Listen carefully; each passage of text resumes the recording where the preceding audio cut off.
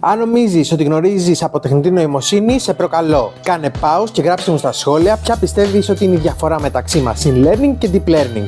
Το machine learning ή αλλιώς μηχανική μάθηση είναι η διαδικασία όπου οι υπολογιστές μαθαίνουν από δεδομένα χωρίς να έχουν συγκεκριμένες εντολές για κάθε εργασία. Σκέψου το σαν έναν αλγόριθμο που αναλύει τα δεδομένα και προσπαθεί να κάνει προβλέψεις ή να πάρει αποφάσεις. Αυτό το βλέπουμε παντού, από φίλτρα που ξεχωρίζουν τα spam emails μέχρι προτάσεις προϊόντων όταν κάνουμε αγορές online. Το deep learning είναι πιο προχωρημένη μορφή machine learning, χρησιμοποιεί νευρονικά δίκτυα και αυτά είναι δομημένα σαν τον ανθρώπινο εγκέφαλο, με πολλά επίπεδα επεξεργασίας που ονομάζονται στρώσεις ή layers. Αυτή η δομή βοηθά το deep learning να βλέπει και να αναλύει πιο περίπλοκα δεδομένα, όπως εικόνες, βίντεο ή φωνή. Και γιατί αυτή η διαφορά είναι σημαντική? Το machine learning μπορεί να λειτουργήσει ακόμα και με λίγα δεδομένα, ενώ το deep learning χρειάζεται τεράστιες ποσότητες δεδομένων και μεγάλη υπολογιστική ισχύ, όπως αυτές που προσφέρουν οι ισχυρές κάρτες γραφικών.